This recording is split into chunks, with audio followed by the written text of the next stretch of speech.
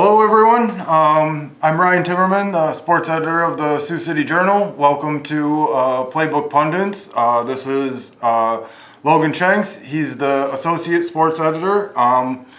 Week 3 of the football season is upon us, and we're going to be going over kind of some Week 2 recap stuff and look forward to what we're going to be covering here in Week 3. So Logan, where'd you go Week 2?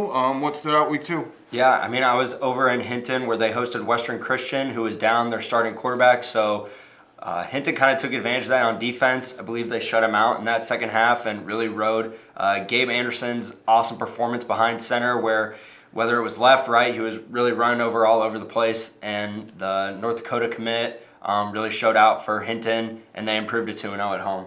Yep. I was in Sioux Center. Sioux Center hosted Spirit Lake. Spirit Lake kind of cruised in that one, but both teams lost in Week 1, so hungry to get a win there. Spirit Lake got 3 touchdowns out of quarterback Caden Lunt.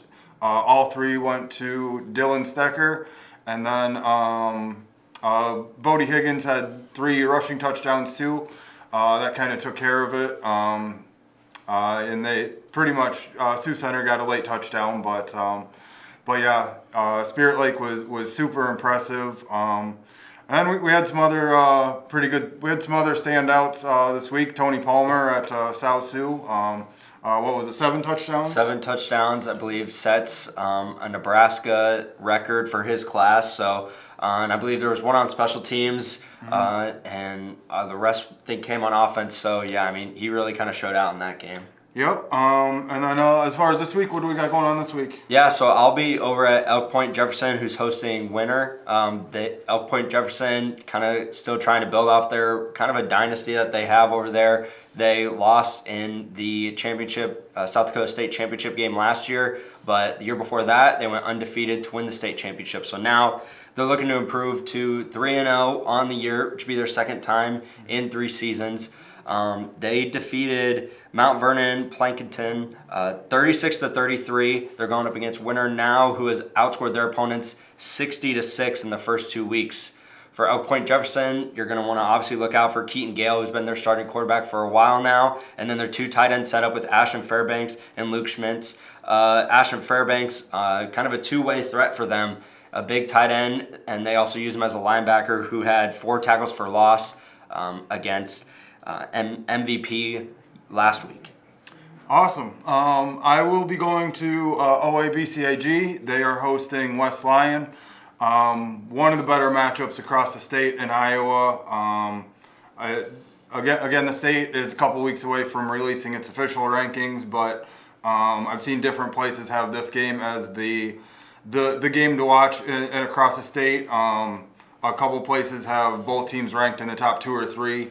West Lyon's in 2A, OABCIG 1A. Both teams are 2-0. Neither team has been tested so far this season. Between the 2 teams, all 4 games have been 20 points or more. Bryson Childress, Evan Hildring, Carson Hugeveen are the offensive players to watch for West Lyon. Ridge Kramer, Cooper Schoenig, Hugeveen, and Jackson Heiser kind of lead the defense. West Lyon's been out with Tate Hoff. He's a Sioux Falls commit, so that's a pretty big loss. Maybe they'll have him back this week, but we shall see. OABCIG has Bryson Kohler, who has been there last year, done a bunch of damage from the quarterback spot as a dual threat guy.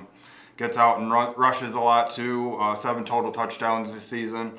And then Jax DeJean, another 2-way player, brings a lot of presence defensively. He has 13 catches so far this season, over 150 yards, a couple touchdowns. Cade Spots and Andrew Parks both have over 100 rushing yards. And Spots and Bodie Hansen are the defensive leaders for OABCIG, along with some other kids mentioned, but it should be a really, really good game. So we're looking forward to all of Week 3 and beyond here.